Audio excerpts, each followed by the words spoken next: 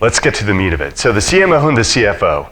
So all of that was kind of context for everybody. And again, stuff that you can bring to your own CFOs.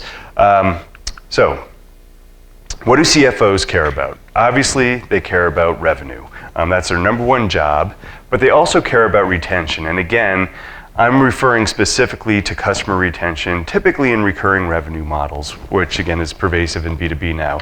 So this makes revenue predictable. And CFOs love predictable revenue, right? So if there's good retention and you've got a recurring revenue model in place, and by the way, those two things together do create that recurring revenue model, it makes their lives and their jobs much easier and much better. So that's what the CFO cares most about in just about every B2B company that I've ever had as a client or worked at myself. And then we think about, okay, well, how does that line up to what CMOs care about? And it's pretty much exactly the same, because ultimately, good CMOs are focused on customer lifetime value and customer acquisition costs because they have the biggest levers in the companies to affect that, bigger than anybody else. And what I find is this is where a lot of the disconnect lies between CMOs and CFOs, is that they don't really understand that, because when a CFO is thinking about, well, revenue, we need to grow revenue, they're thinking about sales, right? It's a little bit old school, but it's true, it's just the way it is. And when they're thinking about customer acquisition costs, they're thinking of cost of sales, right? But who has a bigger lever to reduce customer acquisition costs than marketing? We have leverage, right? Marketing investment spreads out and can make an entire sales organization more productive. Like that waterfall chart I showed before, right? If you can increase close rates by 9% across a sales organization, that is massive for a business. And lifetime value, again, marketing is focused on customer experience and want to drive retention and advocacy within their business. They want to build more customer intelligence within the business. So they're focused on the same places. So what I encourage every CMO to do with their CFO is calculate customer lifetime value, because this will also reveal your best customers, the best types of accounts you should be working for, focused on, and a lot of other things. Calculate this with them. So again, in the back of this presentation, I have the actual formulas. I didn't put them up front, but the typical ways that these two things are calculated, and it's actually really relatively straightforward to do it. So that's one step. So the next, I always encourage my clients to know their CFO, right?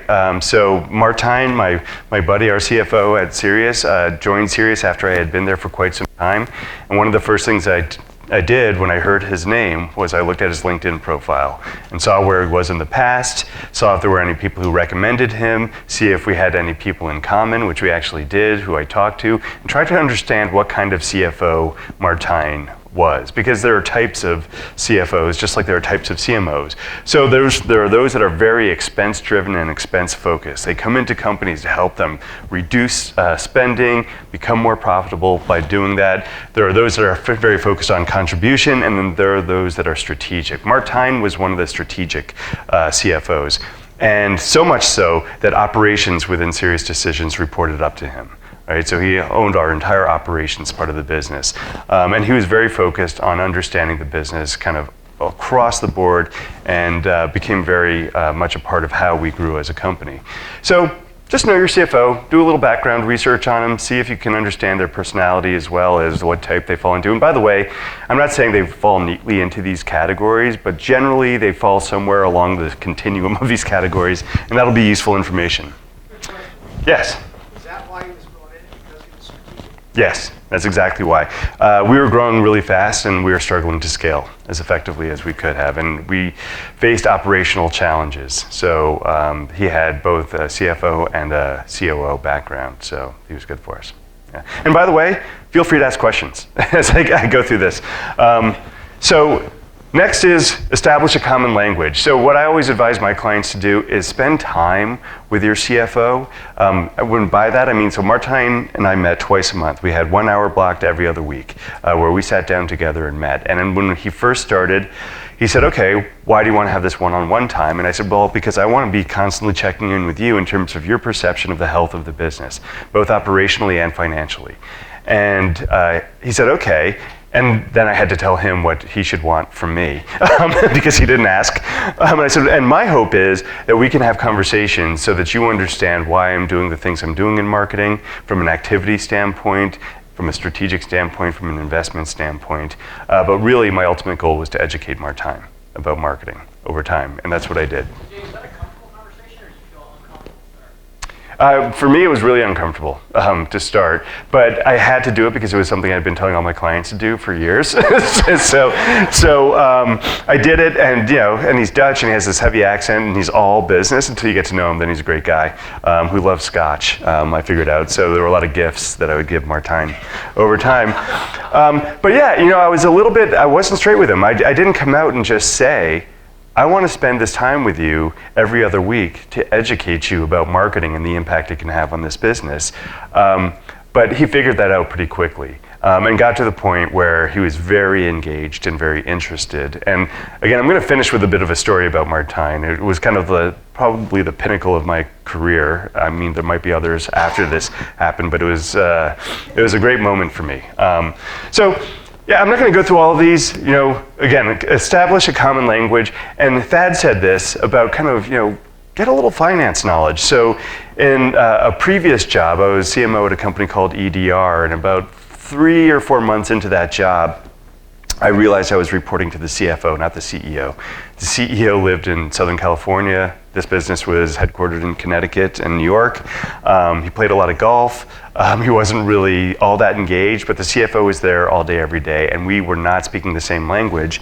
And what I did was I did one of those 6-day immersive executive MBA courses in corporate finance when I was in my 30s. So did that, and it allowed me just to understand how to do things like read a balance sheet and speak his language in the right ways. It taught me things about net present value, which Thad talked about as well, and just being able to talk to him in those terms. In fact, what I've found, and this is in some ways sad and disappointing, but using marketing terminology with CFOs and most CEOs in general is a bad idea. They don't care about click rates and impressions and page views and Twitter followers and all of those things. I mean, you can take pride in those things, and there are the right times to communicate those things, but never lead with them. So, demand performance, revenue and cost, cash flow analysis, profitability, budgeting to objectives, I reconstructed the way that marketing budgets were created at SiriusDecisions when I took over the CMO role, and I linked all category of investment to business goals, aligned with them directly. So when they were looking at my budget, as they would from time to time, and saying, hey, where can we maybe reduce a little bit of our spend here, they saw all that spend linked directly to primary business goals. Retention rates we wanted to achieve, revenue growth rates, market penetration as we entered new markets. And it's a powerful way to do things. And I'm happy to share my template if anybody wants it. So establish a common language, address data requirements. Now, this is a really key one. So I did this with Martijn. I advise my clients to do it all the time, which is sit down with your CFO and the finance team and talk about marketing reporting and performance and get to agreement on that. Then your CFO becomes your ally in that reporting. In fact, at Sirius, we do this, and at a lot of my client companies, finance will actually audit marketing's reporting. So when you're in board meetings or QBRs and you're presenting marketing performance, you've got an ally right next to you. The CFO saying, yep, we looked at these, this is valid. Yes, marketing did contribute 35% of pipeline in the past quarter and 20% of revenue. That's validated. In me doing that with Martijn, it helped him appreciate that I was taking a very conservative approach and talking about marketing's contribution. Because things happen, we're SiriusDecisions, the innovator of a lot of the stuff you see around demand generation, but stuff still happens. We're human. And when I say stuff, I mean things like, all right, marketing generates a marketing qualified lead. It's passed to our tele team who further qualifies it. It's ready to go on to sales. A salesperson receives that. And they're like, great, I'm talking to the director of sales enablement, trying to sell them a service. And I just got to the vice president of sales enablement. So I'm going to create a new opportunity around that contact and forget about that director who still remains involved and ultimately becomes a client, but they create a new opportunity, which means it's disassociated from the lead that marketing created for them. Happens at every business I've ever seen in my career, and I've worked with a lot of them at SiriusDecisions. And Martijn saw that. He saw the reality of that. So I said, so Martijn, when I'm talking about marketing contributing 40% of pipeline, you understand that that's a very conservative estimate, and it's probably 15% more than that.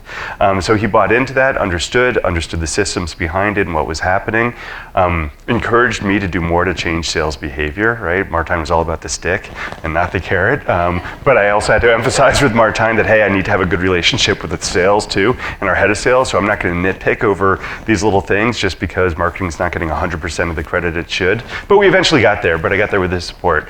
So common data requirements. I really understand, hey, how do you want to see marketing's reporting? How do you want to understand the impact that we're having across the board, not just pipeline and revenue contribution, but sales productivity as well. So, and again, tip, consider having the finance team audit key marketing data and metrics. Gauge your CFO's marketing IQ. This is a hard one to do sometimes, but you can just do it through conversation. A lot of them I find are very much kind of sales driven and sales oriented in terms of their understanding what drives revenue growth for business. Some of them are more demand driven. That was more Martijn. He said, okay, I understand. Marketing does this great job of generating leads and opportunities, make sales more productive because salespeople are spending less time on low yield activity like cold calling, right? Really low yield activity. It's a terrible thing to have a good sales rep doing is cold calling. So he understood all of that, and then eventually, hopefully, they become more data driven, and that's the way Martijn eventually became, which is really understanding the data and the trends and tweaking the business based on that.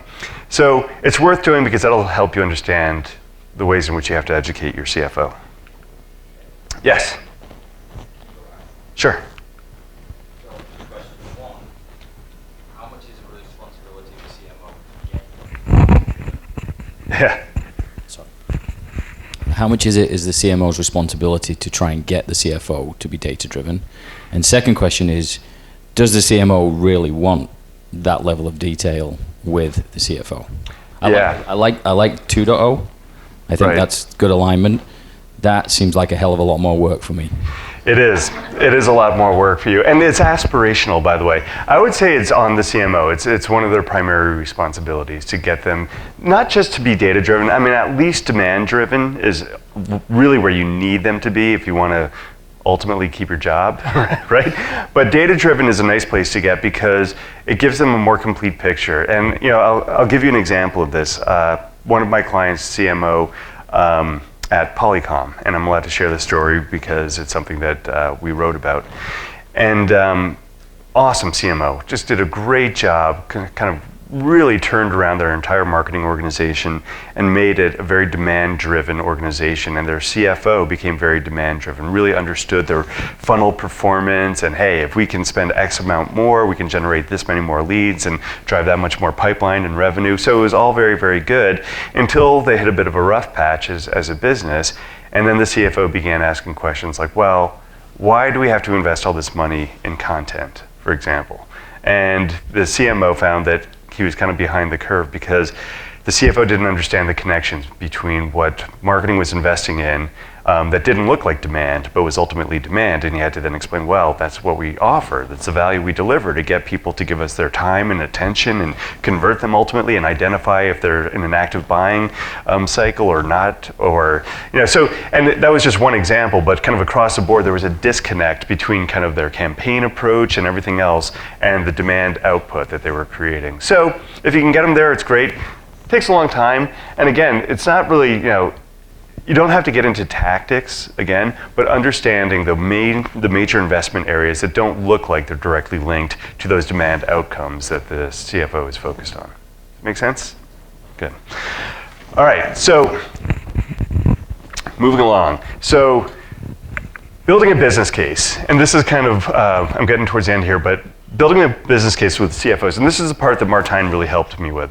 So essentially, we agreed that there are three primary components to a good business case that CFOs are going to respond well to.